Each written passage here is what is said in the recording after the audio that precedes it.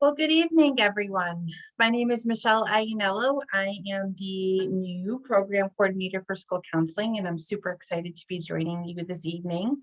Ms. Allison Lockridge is one of our counselors, and she is a wizard at the college process and helping support our students through this process. So I'm excited for you to hear how things work here at Greenwich High School and to be able to hopefully get some answers to your question about this. Before I really get started with this, I want you to know that this process really can be anxiety provoking for everyone, and we're here to help you. You have a team of counselors at Greenwich High School that are incredibly skilled, highly knowledgeable, and really want to work with you as a team to help support you and your student through this. So please don't hesitate to reach out to us at any time just for some support. Sometimes it might be you can't get your child to get moving on stuff. You're trying to get them to go. You might need us to help give them a little nudge. Maybe they're having anxiety and they're stressed about clicking that button to submit the application, whatever it might be. Please make sure you let us know. You have a team of counselors who are here to support you. All the information shared in this presentation tonight was shared with your student on September 6th during their counselor advisory. And the nice thing about it is that everything was also sent via email to them.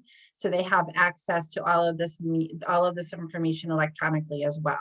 However, for that student who says, I don't know where it is, or I can't find it, please have them, or you can reach out to their counselor and they can help support getting you that information. Again, this can be a stressful time. We're hoping that by being able to share this presentation with you, you'll be able to start learning the logistics behind what it looks like to keep track of all of this. This is not a hard process. The hard part comes with keeping kids on track and attending to deadlines. And Allison's going to talk about those deadlines, and they can all of a sudden, that's where the stress comes from. It's like, oh my gosh, I have a deadline in 2 weeks and I wasn't paying attention, or whatever that looks like. We can help support that. And you can help your kids support that by making sure they're managing their deadlines the way that they need to. In terms of our roles, I think as parents, and I've been through this with two of my students, my own children, we want to really make sure that we're encouraging and helping them to keep on track. Sometimes it helps, even if you don't have some of these application deadlines that Allison's talking about, that we'll talk about. Sometimes it really helps to give them your own deadline. You know, I always like, if you don't have any of these early action or early decision deadlines, like have this done by Thanksgiving so you can have a nice Thanksgiving dinner. And it's not like, do you have your stuff done yet? And it's like an argument over the table. So encourage whatever deadline makes sense for you and your family, or in conjunction with your counselor. I think that can help this process along a great deal. The other thing I would really encourage you to do is to help your children keep track of usernames and passwords. There's a lot of them and it can start getting confusing, and we don't always have access to them. A big one that comes up is, I don't remember my College Board password. That's not something that we can access because Greenwich High School does not hold College Board. Unfortunately, I would like to tell it to go away, but we don't hold the passwords for College Board. So that's just an example of, you know, you have your Common App password and you have your SCORE password and you have all these different passwords. Try and keep them, to help them to keep them together in one place. Okay, and I would also encourage students to be using their school email address when they can. I think there's less, as opposed to maybe 15 years ago, when kids were using interesting personal email addresses. Just make sure that they're using, it's usually good practice to use their school one. Okay, we'll be around for questions after, but I will stop talking and let Mrs. Lockridge share with you what we are going to jump into in terms of the nuts and bolts of this process. Thank you so much, all of you, for being here. Thank you, Michelle, for the warm welcome. And we're very excited to have you on board with our counseling department this year. And welcome to all the senior parents. This is being recorded, so it is going to be a lot of information in a short amount of time, but you can always go back and rewatch it. you have access to the slides. But I do want to move fairly quickly through the slides because I really want to have enough time for Q&A at the end. And Michelle, I loved how you said, just kind of the role of the parents is really being encouraging and supportive through the process. And that's, as parents, is what we want. I was actually listening to a podcast on the way to work this morning. That's my new goal for my commute this year, is podcasts. And they do tend to be around the college admissions process. But college admissions counselor was talking about what we can do as parents to really help our students through this process. And he said, really celebrate the milestones and the accomplishments in the process. And sometimes that can get overlooked. We think that comes naturally, but sometimes I feel like we might forget about those little milestones. And I had a student recently in my office, and she wanted to submit her application in my office because her parents were out of the country for family reasons.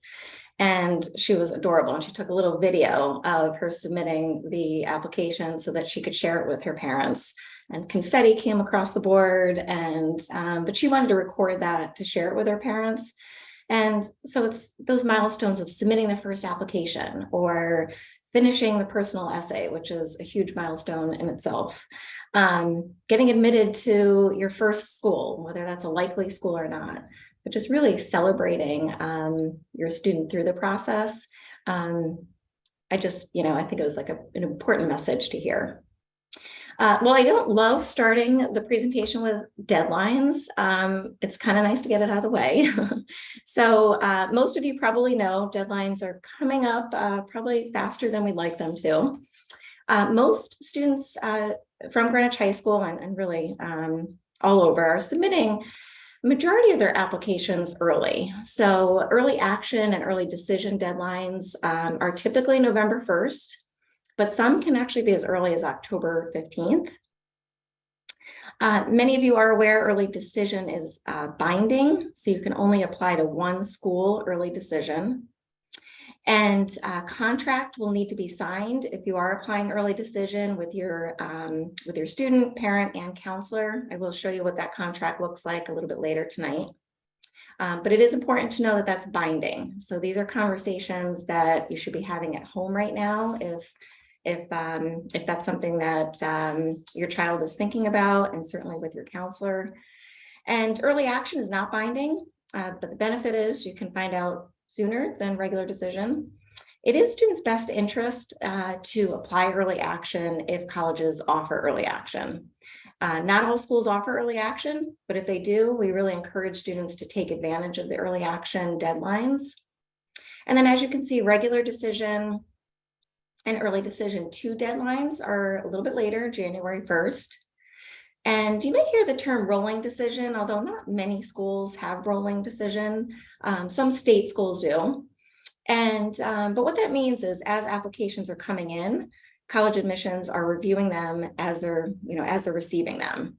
So the general rule is, if you're applying to a school that does have rolling decision, is to apply as early as you can, because they're filling their class as they go along. So again, trying to get those rolling decision schools out, by the end of October if possible.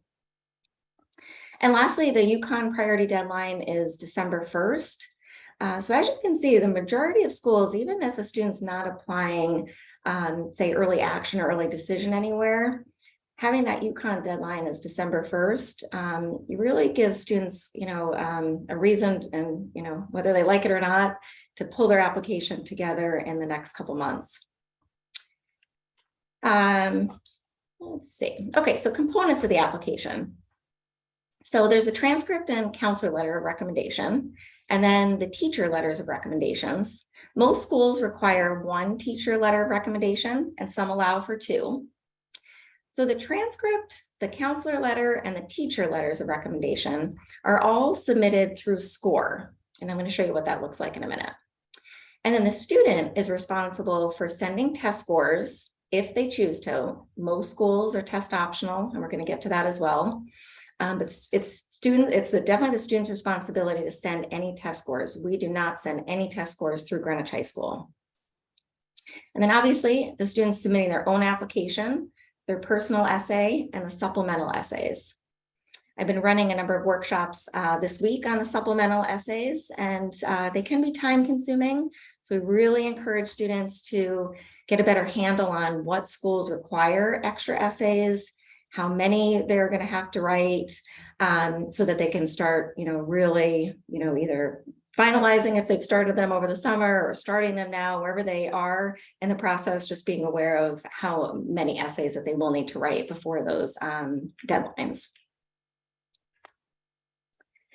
So we went over this very specifically with our seniors in the counselor advisory. There are a few small steps that are pretty simple, but very important, that all students need to complete in SCORE. Now, this is viewable from the student side, not necessarily the parent side. So you could log in with your student and see these different screens here. So the first step, and many seniors already did this in the counselor advisory meeting. If they didn't get to it, we asked them to try to prioritize it that evening or quickly after. But the first step is completing the FERPA, which is the Family Educational Rights and Privacy Act. And we ask students to waive their rights, so they're not going to look at their recommendations. Otherwise, if they choose not to waive their rights, admission committees, aren't necessarily going to look at them in the same fashion. So most students don't have an issue with this. Teachers and counselors would never write anything negative about a student in a letter of recommendation. So we do encourage students to waive their rights. And you can see right on the right-hand side here, all they do is click review and sign twice, and that's it. The second step, which is probably the most important step that we really want to convey to parents as well, is students need to put colleges in their applying list right here. And that tells us as counselors and the teachers where they're applying. So this student here is applying to Duke and went ahead and put that in the applying list. And so now, as that student's counselor, I know I need to send the transcript and counselor letter recommendation to Duke by this deadline. It says December 20th, which is an artificial deadline. Teachers are also notified that they need to submit the letter of recommendation by this date. So if you had older kids go through the process several years ago when we used Naviance, we used to have a hard copy of a transcript request form, and students would put all the colleges and the deadlines on there. So we are now paperless. So this is what the old transcript request form is. But the danger of this is that if a student forgets to put a school on here, we would have no idea if they're applying or not. It went very smoothly last year. Last year was the first year that we rolled out SCORE. And honestly, we did not have any issues with it at all. But we just like to really stress the importance of students making sure they have an accurate list in their applying column here. Once a student submits an application, they can move it over to the applied column here. But the most important part is just really making sure they're in this list here. Now, we ask students to have all of their schools in the applying list for their early schools by the end of September. So that's in a couple weeks. And that basically will give the counselor, the guidance assistant, and the teachers enough time to process the letters and transcripts so that we can get it out by the deadline. Now, sometimes plans change, and we don't want to cause any more stress in this process. So if a student changes their mind or wants to add something, a few days after, a week after, as long as they're informing their counselor, but we ask that you try to put, again, as many early schools that you think you're going to apply to by the end of September. And then the last step is inviting your teachers on SCORE. So again, very simple. You just follow these steps, click on application documents. You select the 2 teachers you're inviting, you click submit, and then your teacher will get an email saying that you've invited them, and that's how they upload their letter. You cannot invite more than 2 teachers. So again, many schools only allow 1 letter, but some allow 2, but you can't invite more than 2 teachers. In addition to inviting your teachers on SCORE, The common application also asks you to put their name and your counselor's name. You don't necessarily have to put their email address, and if you do, it's not a problem. But just keep in mind the letters are all sent through SCORE, not through the common application. So hopefully most seniors have done these 3 steps already, but this could be a great thing to check in with them. And if they haven't, if you can encourage them to do so, and certainly in the next couple of weeks. Now, this does not apply to everyone, so I don't want to spend too much time on this. But as I mentioned, early decision is a binding agreement. And so a contract does need to be signed. So the student, the parent, and the counselor need to sign through SCORE. So the first step is, let's just go back to Duke. Let's say I'm applying to Duke. I put that on my applying list. I have to say how I'm applying. So I would say early decision. And then it would prompt me for a signature. I sign it as the student, and then I click submit, and then my parent will get an email automatically, and it's sent to the email address that is in SCORE. So then you as a parent will get an email, you click on the contract to sign it, and then once the parent signs it, then the counselor can sign it on SCORE. So first step is the student, then the parent, then the counselor. This is something like if there are any glitches or you have any questions or nervous about it, the guidance assistant in your house and your counselor can definitely help you with this. It's pretty straightforward. Once you actually do it, it's very simple. Now, in addition to signing the early decision agreement in SCORE, you also need to sign the early decision agreement in the common application. Both you and the student, the parent and the student, not the counselor, but the parent and the student. So it's kind of 2 agreements, but you do have to do both. Okay, one last slide on SCORE that I really want to emphasize are college representative visits. So we just started hosting college rep visits this past week in the College and Career Center. And so what they are, they're little information sessions where a college admissions counselor will come to the high school, talk about their college, and give students an opportunity to ask questions. The person that's coming happens to be the primary reader for that college. And so the person that's going to be reading the student's application. So it's a very important way to show interest in a college and also get your questions answered. So we really recommend that seniors attend any college rep visits for any schools that they're applying to, including schools that they're thinking about for regular decision. So the college reps will, they started coming now and they will come through the middle of November, but then they stop traveling for the rest of the year. So there's going to be a lot of them over the next 2 months, and then they are finished for the year.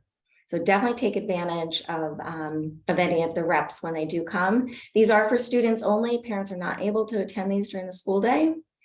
And then if a student has class, they just need to ask their teacher for permission to miss class in advance, and then they are pre-noted for that class. So students, again, this is from the student view, not the parent view.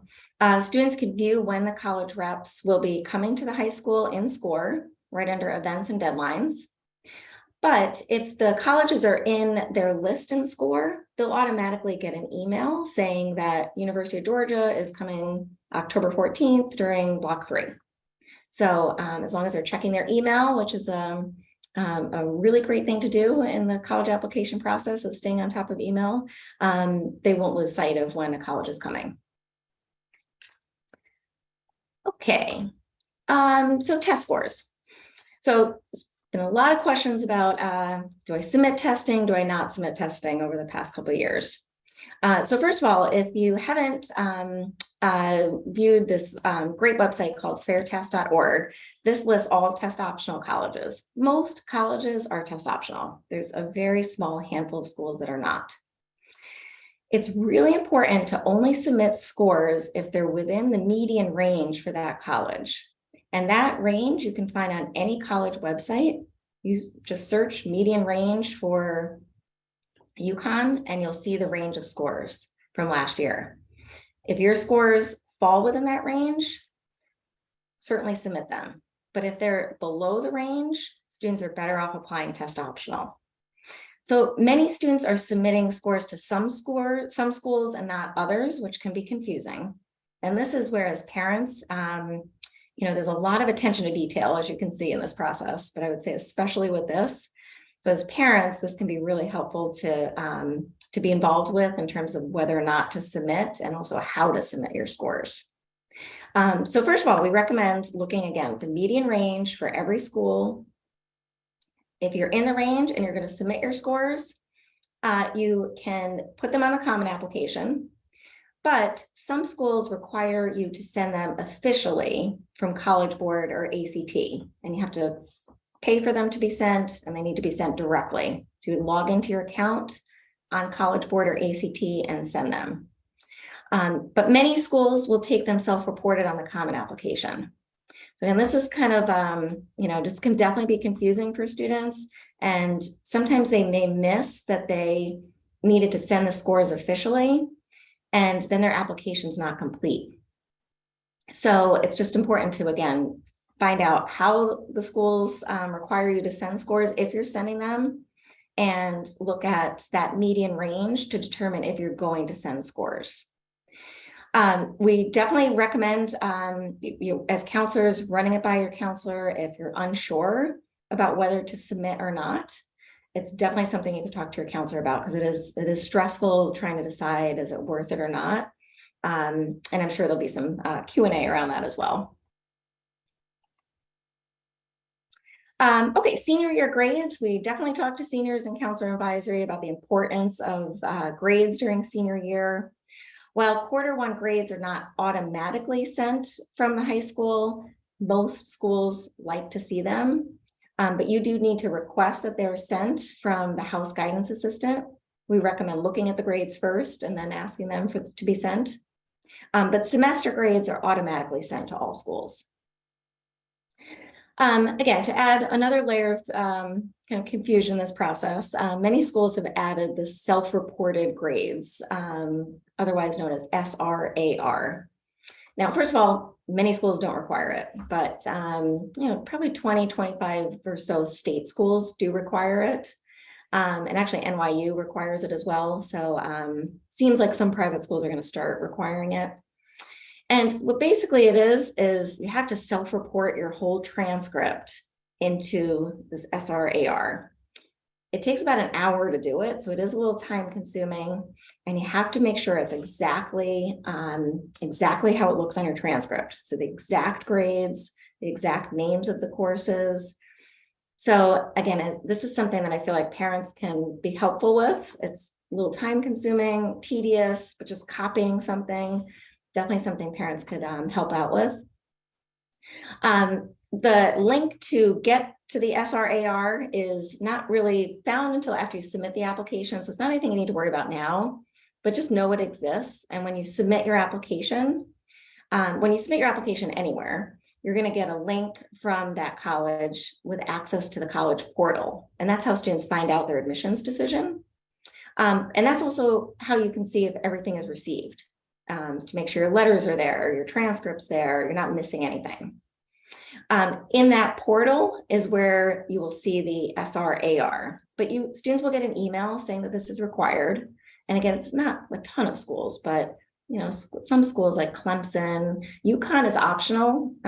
They were optional last year and they are optional again this year. It is something that is strictly optional. Most things that are optional in this process, like essays and interviews, we recommend doing, but this actually is truly optional. So honestly, I personally wouldn't be putting the time into it if it's optional. So again, just know that this exists for some schools. Okay, demonstrated interest. Some schools interview, and we encourage students to take advantage of interviews if they do. I will be holding a number of interview workshops later in October. Most interviews are in early November. However, some interviews may be taking place now. I do offer mock interviews in the College and Career Center, so students can definitely sign up for a time for a mock interview with me and of course with their counselor as well.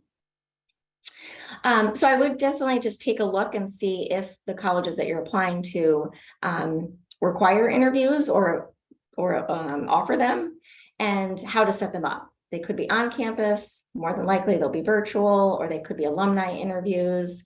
a lot of different types of interviews. But that is a great way to show interest in a school, is through interviews. I talked about the college rep visits, an excellent way to show interest. Most of you probably came to our college night last year, which was great to have back in person, and we will have it again this year. It's going to be on October 13th. And another great way to show interest, the person behind the table at college night is, again, the admissions counselor for that high school that's going to be reading the student's application. So I would say those are three very, very solid ways of showing interest. Most colleges now have plenty of virtual information sessions, webinars that you can attend on different academic programs, student panels. There's like a lot of virtual opportunities now. And some schools pay attention to whether or not you've participated in them. So another great way to show interest. And also just really helpful to, the more you learn about schools through these information sessions or these panels, the better off your supplemental essays are going to be if those schools require them. And, you know, and again, another way to kind of show that interest through your supplemental essays in a deeper level, because hopefully you've attended all these, you know, panels and information sessions. Thank you notes and updates to applications. You can email the admissions reader or the admissions office directly, or upload thank you notes and updates to your application into the portal once you submit an application. That can go a long way. Let's just say you did attend a college rep visit this week at the high school. You can send a nice follow-up thank you note to that rep for coming to Greenwich High School. And, you know, just maybe a little something about yourself. Again, we can help you with that. But those, you know, that direct contact with admissions counselors can be helpful for showing interest. And not all colleges track demonstrated interest, but my general rule of thumb is personalize this process as much as you can. Even if a college doesn't track it, you know, it can only help you in the process. So I recommend, you know, doing all these things to do so. Lastly, before we open it up for Q&A, I did want to mention that every Friday I send out a weekly newsletter. It's called a College and Career Update. And basically we try to house everything related to college and career on this newsletter. So we're not sending out a ton of emails. So if you can read my emails on Friday, that would be great. And if you could encourage your students to as well. I put the 2 weeks of college visit dates on there. Any scholarships that we receive through the high school, which I think we have a couple of scholarships that we're putting on there this Friday, but most scholarships start coming out a little bit later in the fall. But all the scholarships that we receive, we put on that update. And any important dates, important local events, really anything college related and career related, all goes into that newsletter. So again, those go out every Friday. And I know as parents, we really stress to our kids to read their emails. And it's, you know, it's hard, but it's, you know, we really do stress the importance of reading their emails, especially right now. Colleges could be missing something. Colleges could reach out to a student for an interview and they may not see it. And they could really miss important, really important parts of the process, the application process, if they're not reading their emails. So again, I know I'm preaching to the choir. I know as parents, we always encourage that, but if we can continue to do so. So now I just really wanted to open it up for Q&A. And we'll see how many questions we can get to. Just another word on emails as well. Yeah. I think that it's really important to get your students in the habit of making sure they're staying on top of their emails. When they get to college, everything is in their email. That's how the communication comes from. My brother-in-law is actually a registrar at a college, and he said one of the biggest problems they have with this generation is that students are not reading their emails. That's the communication of our generation, is not necessarily the communication of their generation. So encouraging them to get in the practice of staying on top of these things will be helpful for them down the road as well. Definitely.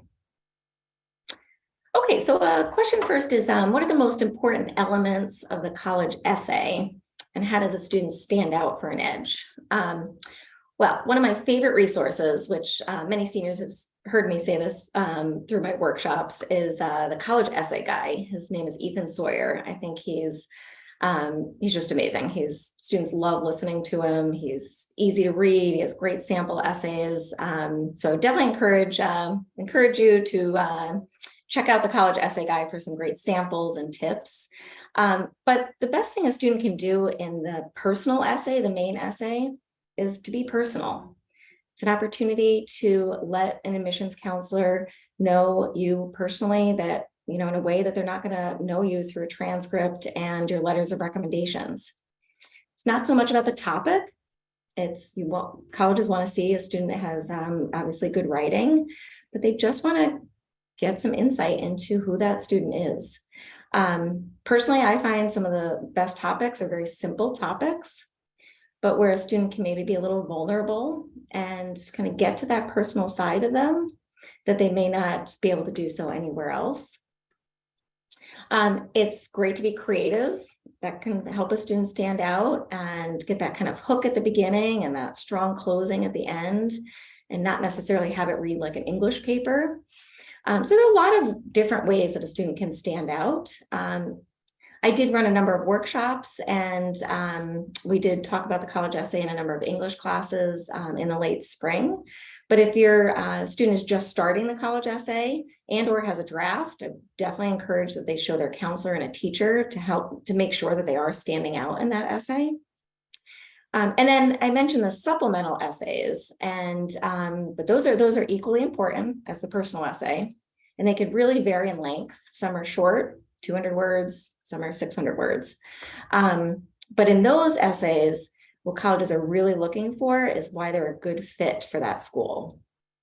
So there's a lot of different topics, but it requires, at the end of the day, no matter what the topic is, it requires that the student does a lot of research into that school, some deep research. And then they highlight aspects of themselves so they show that fit. So again, it's definitely helpful to look at sample essays and to kind of know what's expected in some of those supplemental essays. And definitely look at some of the great resources on the college essay guide. And absolutely, students should be sharing their essays with their counselors to make sure that they really are standing out. Let's see, for a student that transferred into GHS maybe a little later in high school, how is that handled?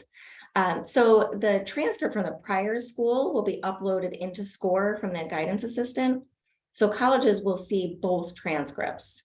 And we have what we call a school profile, which we submit with our transcript, which helps colleges understand Greenwich High School, what courses we offer, what's our highest GPA. And so every high school has a school profile. So the previous school would have the profile and the transcript, and then the Greenwich High School transcript and profile would be submitted. Let's see. Do students that submit scores have an advantage? So this is a very, very common question. And the general, unfortunately, it's kind of one of those answers that it depends. But I generally say as a whole, strong test scores can strengthen an application. But if you have the rigor on your transcript and the grades, and you don't have the testing, it's not going to hurt students. So, but what can hurt students is when they submit scores that are below that median. So it can strengthen an application, but I've had, and as a department, we have all had many, many conversations with admissions counselors, especially over this past year, about whether to submit and is this going to hurt students? And what we consistently hear over and over again is that it is not hurting students. And we're seeing that in the data. It's not hurting students who are not submitting scores. But again, they have to have the rigor and the transcript to support an application to that school. But some schools still prefer testing. They may not require that, but they may still recommend it. So it does depend on the school. So that's why we encourage students to have that conversation directly with their counselor about whether to submit.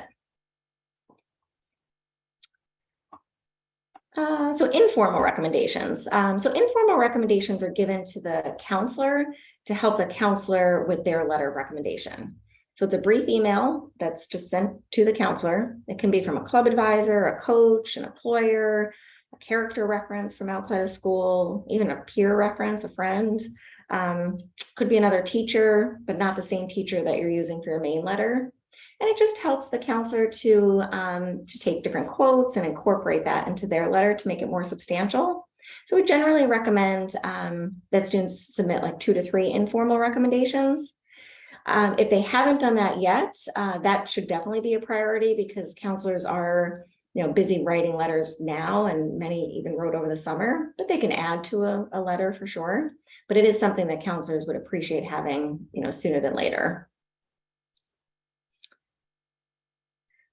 Let's see, so we schedule an interview separately with the college website if the admissions counselor is going to visit the GHS. We schedule an interview separately. So if an admissions counselor is visiting GHS, like a rep visit, the student should definitely attend. But in addition, they should schedule an interview if they offer an interview, but the interview wouldn't be at Greenwich High School. So again, most interviews are virtual. And some you set up, just find a time online and coordinate it directly through the website. But then other schools, after you submit your application, you're invited for an interview via email. So it really depends on the school. But if a students will interview well, it can absolutely add value to the application. We do encourage students to do so. Let's see, will the admission deadlines display and score automatically when the student adds a school to the applying column? Yes.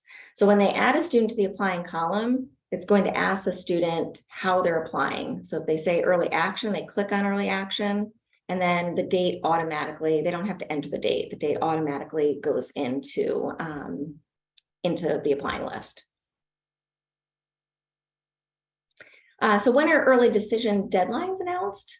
Most early decision deadlines are announced in early to mid-December.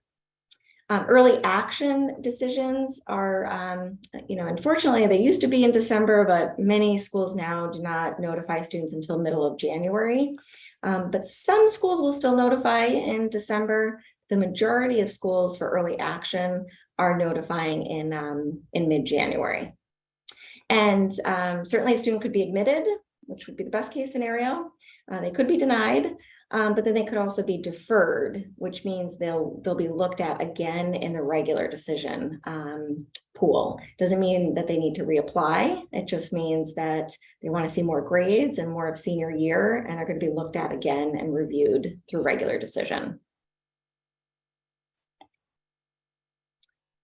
So do you suggest a separate email for college stuff, just because there are so many emails? Generally, yes, but it might be a little late for that, just because most students have probably already used their other email for registering for information sessions and tours from last year and likely for things this year. So if you have a senior, it might be a little too late for that, but if you have a younger child, it could be something to look at. I know I personally have a junior, so I'm going to be going through this application process myself for the first time as a parent next year. And I see his email and it's unbelievable. The volume is incredible. The marketing from colleges, and it's very overwhelming. So I wish I would have created a separate email with him. But again, it's almost a little too late at this point. Are test scores required for merit scholarships? No, I have not come across any schools that require scores. Now, maybe there's a school out there, but generally speaking, if a school is test optional, they're test optional for merit scholarships as well. I do want to make one other mention of merit scholarships.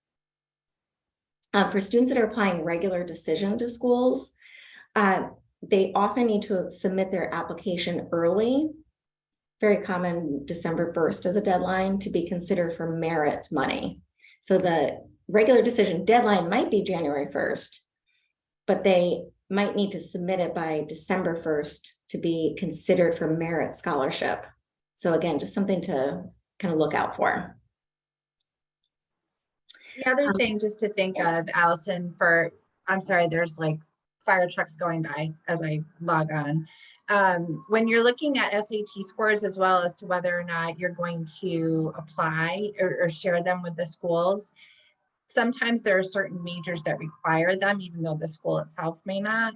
And all of that information is found on the college's website. So please, that's part of what Allison was talking about, is really making sure you're paying attention to what they're asking for when you're completing these applications.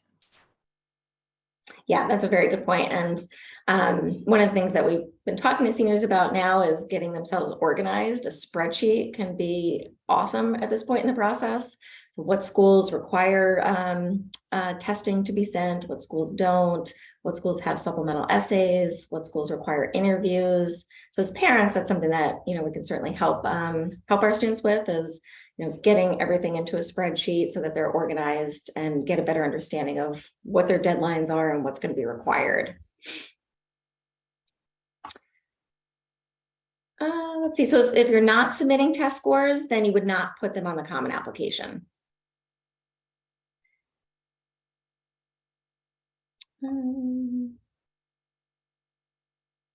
Okay, one of the things actually I did not talk about is the resume and the activities section on the Common Application. This is a really important part of the Common Application, just as the essays are. But the Common Application allows students to list 10 activities and to describe them. And I always encourage students to share this activities list with their parents, because as parents, you know, sometimes we might remember things that our students did or kids did that they may not remember. But this can also be a great thing to show your counselor as well, just to make sure that you've, you know, really articulated all the great things that you've done throughout that section. So some schools will allow a resume in addition to seeing the activities in the Common App. And if they did, it would be through the supplemental questions. I would suggest submitting a resume if it adds more value than what was in the activities list. If it's going to be the same information that's in the activities list, it's not going to add much value. But sometimes students have done more than 10 things, or they want to elaborate more on the activities that they've done. So sometimes, you know, it can be valuable, but, you know, a lot of schools don't allow a resume. But I always recommend that students have a resume, because certainly if they go on an interview, it can be helpful to have a resume with them. And we do have a sample resume that I will share. It is linked on our website. It's just like a template that we give to students, just so they have a sense of what a good resume looks like. Let's see, can you ED to a school if you've only virtually visited? Yes, but we highly recommend trying to visit in person. I think while there's a lot that's available virtually, having that presence on campus is so important when you're making such a big decision like that. So the answer is yes, but we strongly encourage students, if they're making that big of a decision, that they spend time physically on the campus, if at all possible. So if a student has already applied to some rolling schools, this is a great question. Can the transcript and letters be sent by GHS sooner? So what I recommend students do when they are applying to rolling schools, once they've submitted their application, they can email their teachers and counselor and explain that they have some rolling schools that they have applied to. They've submitted their application already. And while the deadline might not reflect, might even say January 1st, I was hoping that you could submit my letters sooner, so that my application can be completed and a decision can be made. Just want to be very careful to be very appreciative when you're talking to teachers and counselors in regards to deadlines. As long as you're giving them enough notice, you know, most teachers and counselors would be happy to submit them before the deadline. And then, yes, the student would move the school into the applied list once they've already applied.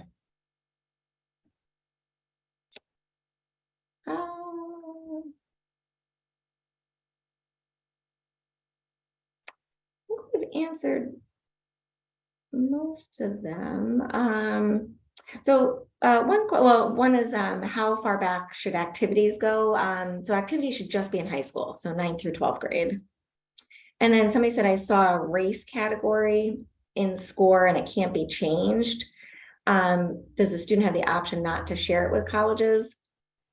That's also a great question. We do get this question in addition to other questions about the personal profile on SCORE, but none of that information is viewable from colleges. The only person that can see that personal profile is you as the parent, the student, and the counselor. So none of that gets sent to colleges. Some of the profile you can edit directly as a student, but other information you can't. Like the test scores you can't enter, you can't edit. But again, please be assured that none of that information can be sent directly to colleges. I think the confusing part of that is that you don't apply to colleges using SCORE. The information that is supported from Greenwich High School goes through SCORE. So letters of recommendation and transcripts. The rest of it all comes through the common application, or for example, with the test scores, it's going to come directly from College Board or ACT. So maybe that helps explain it a little bit, because I think there's always confusion whether it was SCORE or Naviance of like, oh, when we apply through Naviance or we apply through SCORE, it's a different process. SCORE is the tool that Greenwich High School uses to help support students' applications. Yes, exactly. I think the last question, I think we've gotten to everything, is cost for applying. It's expensive. Good reason to limit the number of schools you're applying to. So how are these transactions made with the colleges? When a student is ready to submit their application, they feel really good about it. They do a final review. And when you're getting ready to click that submit button, once you submit it, of course, it prompts you for your credit card. So that's how you have to put your credit card in before it submits to the college. We do have fee waivers available for students that are on free or reduced lunch. So if you are on free or reduced lunch, students can definitely get a fee waiver for their college applications.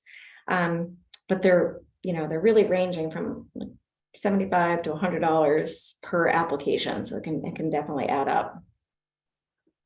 And one other quick thing about submitting an application. I often find that students are finished with their application. They've spent a lot of time on it, and but they're not submitting it because they're waiting for their teacher letters to go or their counselor letter to go. If you're ready and you've spent a lot of time on it and you feel great about it, you could submit your application now. So you don't need to wait for everything else to go. Once you submit your application, an account is created. And I find it can be really helpful for students to feel like they're making progress in this process to get an application out. So I say that all the time to students, there's no rush in applying and there's no advantage in submitting it earlier than the deadline. But it can actually feel good to get some applications out. So there's no reason to hold them up. If you're ready to go, you click submit and the letters will follow after. And then go ahead. I was just going to see there was a question about what's a good date or a deadline for students to begin sharing draft essays with the counselor so that you don't stress both of them out. I think that's really a good conversation for you to have with your student and the counselor. Just have a discussion with, and as a family of where are you in the process? Because it is, we've talked about, this is stressful. It's stressful for you as a parent, stressful for all of us. But that's a communication piece that if you have that discussion, it'll make everyone feel a little bit better, I think. Definitely. And I would say, just to add to that, the sooner the better. It's always super hard as a counselor to have somebody come in with their essay for the first time to show me in late October, and it needs a lot of work and they have a week left until the deadline. So we'd much rather see it even in beginning draft mode to give some feedback to make sure they're going in the right direction than really close to the deadline.